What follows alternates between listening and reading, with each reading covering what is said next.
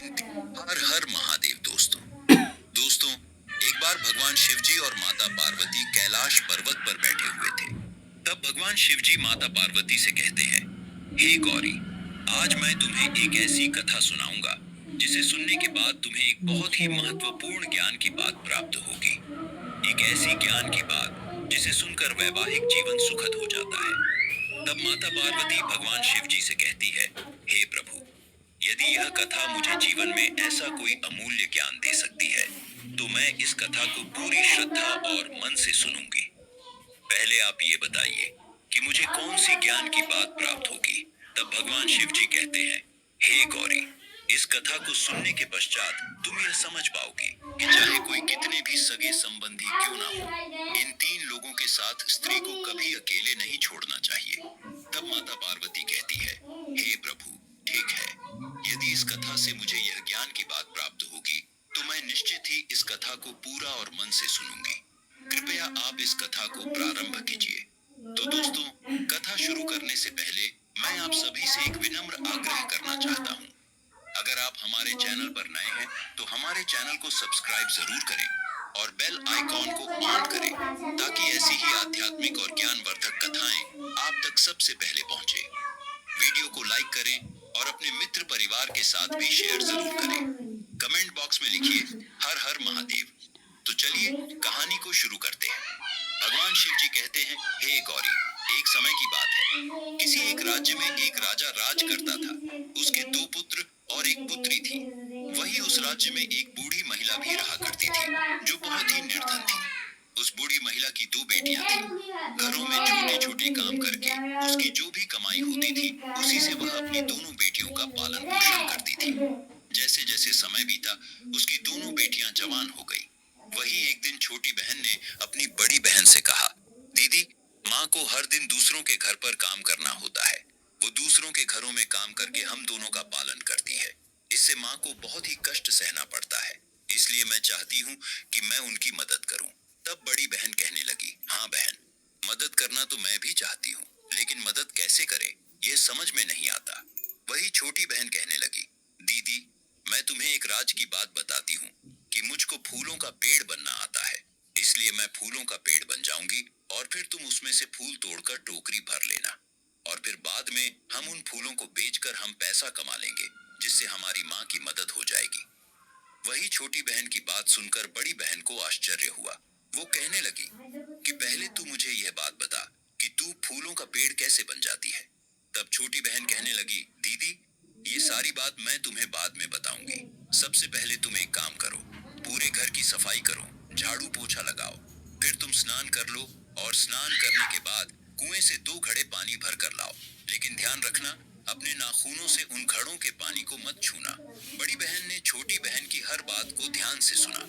उसने पहले पूरे घर की अच्छे से सफाई की, फिर स्नान किया, और फिर कुएं से 2 घड़े पानी भर कर ले आई। वहीं उनके घर के सामने एक बहुत बड़ा पेड़ था। फिर बड़ी बहन ने उस पेड़ के नीचे की जगह को भी साफ सुथरा कर दिया। इसके बाद छोटी बहन ने बड़ी बहन से कहा, दीदी, अब मैं इस पेड़ के नीचे बैठकर माता लक्ष्मी का ध्यान करूंगी। तुम ऐसा करना, इस घड़े का पानी मेरे शरीर पर उड़ेल देना। जैसे ही घड़े का पानी मेरे ऊपर गिरेगा, मैं एक फूलों के सुंदर पेड़ में बदल जाऊंगी। फिर तुम जितने चाहो उतने फूल तोड़ लेना, मगर एक बात का ध्यान रखना, ना तो पेड़ की कोई डाली तोड़ना और ना ही पत्ते तोड़ना। तुम्हें केवल पेड़ से फूल चुनने हैं। फूल तोड़ने के बाद तुम टोकरी भर लेना। जब टोकरी फूलों से भर जाए, तब तुम दूसरे घड़े का पानी उस फूलों के पेड़ पर उड़ेल देना। जैसे ही फूलों के पेड़ पर दूसरे घड़े का पानी गिरेगा, मैं फिर से मनुष्य रूप में वापस लौट आऊंगी। भगवान शिव कहानी सुनाते हुए आगे कहते हैं, हे गौरी, इस तरह छोटी बहन ने बड़ी बहन को सब कुछ समझा दिया और फिर पेड़ के नीचे बैठकर ध्यान करने लगी। फिर बड़ी बहन ने छोटी बहन के ऊपर पानी डाला। जैसे ही पानी उसके ऊपर गिरा, छोटी बहन चमत्कारिक रूप से एक सुंदर फूलों के पेड़ में बदल गई। फिर बड़ी बहन ने उस फूलों के पेड़ से बिना उसे कोई नुकसान पहुंचाए ढेर सारे फूल तोड़े और 2 टोकरियां फूलों से भर दी। इसके बाद उसने दूसरे घड़े का पानी उस फूलों के पेड़ पर उड़ेल दिया। अब जैसे ही फूलों के पेड़ पर दूसरे घड़े का पानी गिरा, वह पेड़ अचानक से फिर से लड़की में परिवर्तित हो गया। उसकी छोटी बहन वापस अपने असली रूप में आ गई। अब पेड़ की जगह पर उसकी बहन खड़ी थी। फिर छोटी बहन ने अपने बाल झाड़कर पानी की बूंदों को गिरा दिया और फिर दोनों ने फूलों की टोकरियां उठाई और अपने घर लौट आई। इस प्रकार फूलों की खुशबू चारों ओर फैल रही थी। फिर दोनों बहनों ने मिलकर उन फूलों की सुंदर मालाएं बनाई। फिर बड़ी बहन ने छोटी बहन से पूछा, बहन, अब इन फूलों को हम कहाँ जाकर बेचेंगे? छोटी बहन बहुत ही चतुर और समझदार थी। उसने अपनी बड़ी बहन की इस चिंता को भी दूर कर दिया। उसने बड़ी बहन से कहा, दीदी, हम इन फूलों को राजमहल में ले जाकर बेचेंगे। बड़ी बहन को ये सलाह पसंद आई और फिर दोनों सहमत होकर राजमहल के आगे ले जाकर आवाज लगाने लगी, ताजे फूल ले लो, खुशबूदार फूलों की मालाएं ले लो। भगवान शिव माता पार्वती से कहते हैं, हे गौरी, उन दोनों गरीब बहनों की मीठी आवाज और फूलों की खुशबू राजा की बेटी यानी राजकुमारी के कमरे तक पहुंच गई। तब राजकुमारी ने तुरंत अपनी माँ को बुलाकर कहा, माँ, बाहर कोई फूल बेच रही है, उसकी खुशबू यहाँ तक पहुँच रही है, आप उनसे फूल खरीद लो। वही रानी ने अपनी बेटी की बात मानकर दासी से कहकर उन दोनों बहनों को बुलाकर वे सुगंधित फूलों की मालाएं खरीद ली। फिर रानी ने दोनों बहनों से कहा, इन फूलों की क्या कीमत है? तब दोनों बहनें कहने लगी, हे महारानी, हम गरीब लोग हैं, आपको जितना देने का मन करे आप हमें दे दीजिए। तब रानी ने बहुत सारा धन देकर दोनों गरीब बहनों से सारी फूल मालाएं खरीद ली और इस प्रकार फूल मालाएं बेचकर वे दोनों बहनें खुशी खुशी अपने घर लौट आई। घर आकर उन्होंने अपनी माँ को कुछ नहीं बताया। छोटी बहन ने बड़ी बहन से कहा, दीदी, इन पैसों को कहीं अच्छे से छुपा दो, अभी माँ को कुछ मत बताना। हो सकता है यदि माँ को पता चल गया तो वह हमसे नाराज हो जाएगी। भगवान शिव कहानी सुनाते हुए आगे कहते हैं, हे गौरी, उस दिन से दोनों बहनें रोज सुबह फूलों की टोकरी लेकर घर से निकलती और उन्हें बेचकर वापस घर लौटती। धीरे धीरे उनके पास अच्छे खासे पैसे जमा हो गए। फिर एक दिन बड़ी बहन ने अपनी छोटी बहन से कहा, बहन, अब तो हमारे पास काफी पैसा हो गया है, क्यों ना हम माँ को बता दें। तब छोटी बहन ने कहा, नहीं दीदी, अभी नहीं, अगर माँ को गुस्सा आ गया तो हम कहाँ जाएंगे। भगवान शिव कहते हैं, हे गौरी, जैसे जैसे पैसे जमा होते गए वैसे वैसे उन दोनों बहनों का लालच भी बढ़ता गया। वही एक दिन राजा का बेटा यानी राजकुमार राजमहल में लौट कर आता है तो वो फूलों को देखता है और फूलों की खुशबू से प्रभावित हो जाता है। तब वह अपनी माँ से पूछता है, माँ, मैंने पहले कभी ऐसे महकते फूल नहीं देखे, ये फूल कहाँ से आते हैं? इन फूलों की खुशबू बहुत ही आकर्षक है।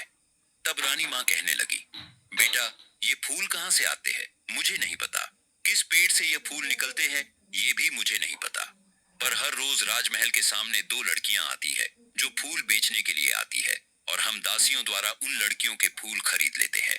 वही राजकुमार को जब उन दोनों लड़कियों के बारे में मालूम पड़ता है तो राजकुमार उन दोनों लड़कियों का पीछा करता है और उनके घर तक पहुंच जाता है, लेकिन वहां उन फूलों का पौधा या पेड़ उसे कहीं दिखाई नहीं देता है।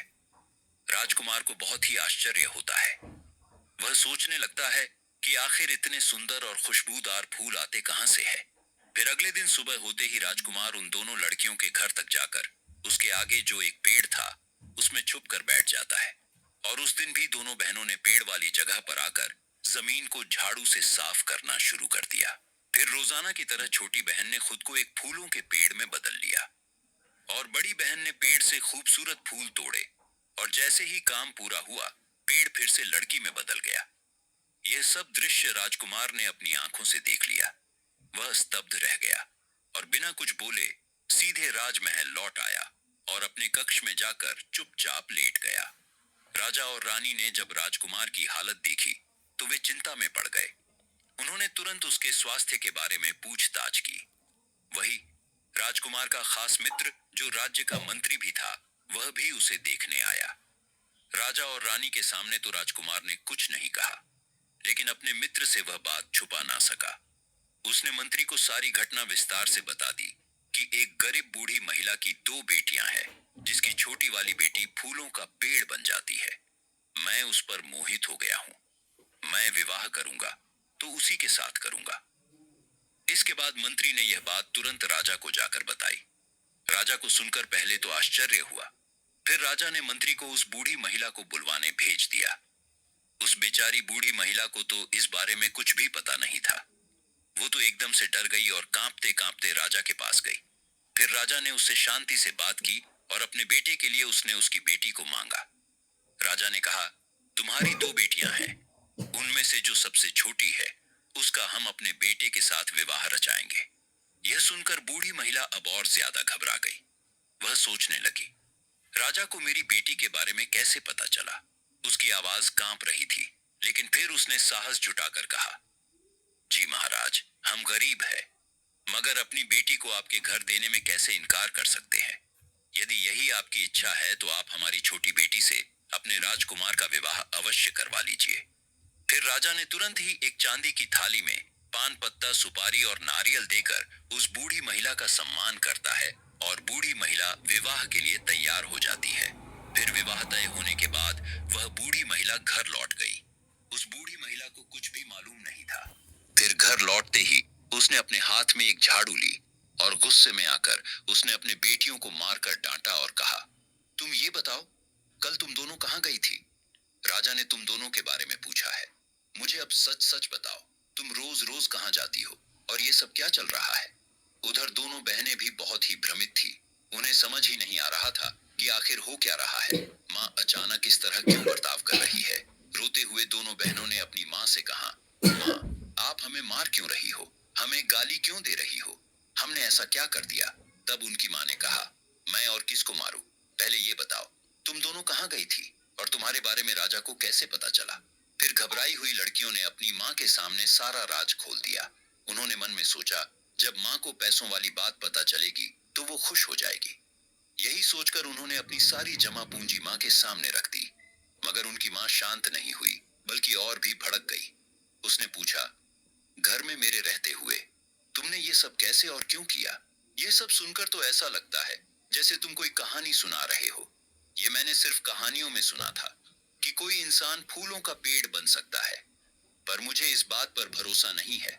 अगर तुम सच कह रही हो तो मेरे सामने अभी फूलों का पेड़ बनकर दिखाओ, तभी मैं मानूंगी, वरना मैं यही समझूंगी कि तुम कहीं छुप कर कुछ और काम करती हो। इतना कहकर उनकी माँ फिर से गुस्से में आकर चिल्लाते हुए उनको मारने लगी। वही अपनी माँ को शांत करने की कोशिश में छोटी बेटी कहने लगी, ठीक है माँ, अगर आप यही चाहती हो तो मैं अभी तुम्हारे सामने पेड़ बनकर दिखा देती हूँ। भगवान शिव आगे कहते हैं, हे गौरी। फिर छोटी बेटी अपनी माँ का संदेह दूर करने के लिए उसकी आंखों के सामने एक बार फिर से फूलों का पेड़ बन जाती है। अब उनकी माँ को यकीन हो जाता है कि उसकी दोनों बेटियां चरित्रवान हैं। भगवान शिव कहते हैं, हे गौरी, अब मामला साफ हो चुका था। जल्द ही शुभ मुहूर्त निकाला गया और विवाह का मंडप सजाया गया। फिर छोटी बेटी का राजकुमार के साथ विवाह संपन्न हो गया। विवाह होने के बाद में विवाह में जितने भी रिश्तेदार और मेहमान आए थे, वो सभी राजकुमार और उसकी पत्नी को एकांत का स्थान देकर वहां से चले गए।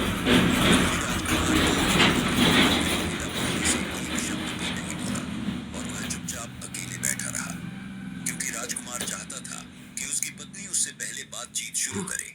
लेकिन उधर वह लड़की भी यही चाहती थी कि उसके पति यानी राजकुमार पहले कुछ बोले, पहले बातचीत शुरू करे। इस असमंजस में 3 दिन बीत गए। कोई भी पहले बोलने को तैयार नहीं था। फिर तीसरे दिन रात को लड़की को चिंता हुई कि मेरे पति मुझसे बात ही नहीं कर रहे हैं। अगर मेरे पति मुझसे बात ही नहीं करना चाहते तो फिर उन्होंने मुझसे विवाह ही क्यों किया?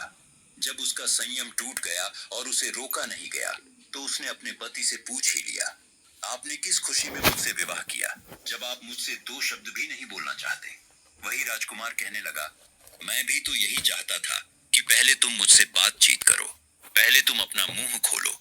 यदि तुम मेरी बात मानकर काम करोगी तो ही मैं तुमसे बात करूंगा। तो वह लड़की कहने लगी कि आपसे किसने कहा कि मैं आपकी बात नहीं मानूंगी?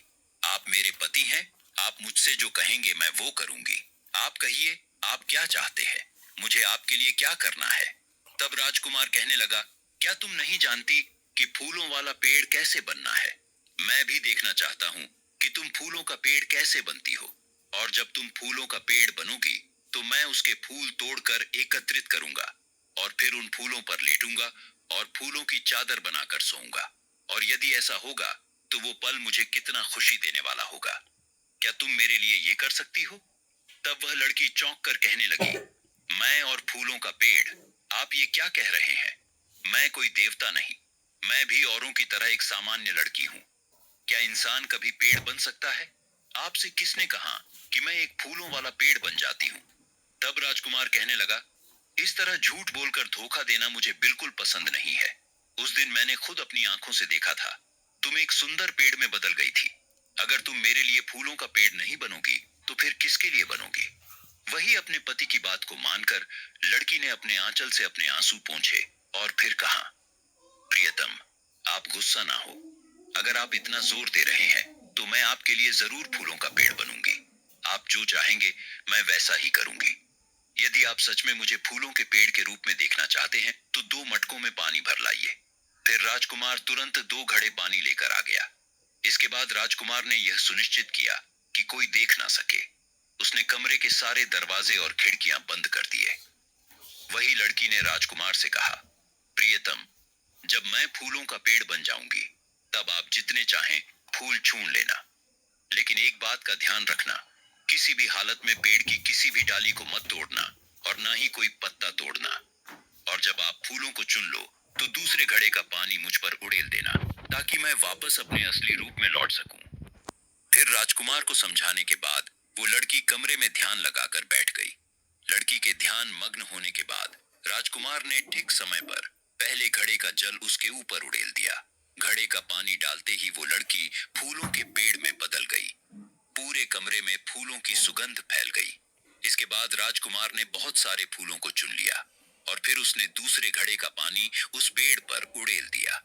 जैसे ही दूसरे घड़े का पानी उस पेड़ पर पड़ा, वह लड़की फिर से अपने मानवीय रूप में लौट आई। उसने अपने बिखरे हुए बालों को ठीक किया और चुपचाप खड़ी हो गई। इस प्रकार राजकुमार फूल फैलाकर उस पर लेट गया। फिर कुछ दिनों तक दोनों के बीच में यही चलता रहा। राजकुमार रोजाना सुबह मुरझाए हुए फूलों को खिड़की से बाहर फेंकता रहा।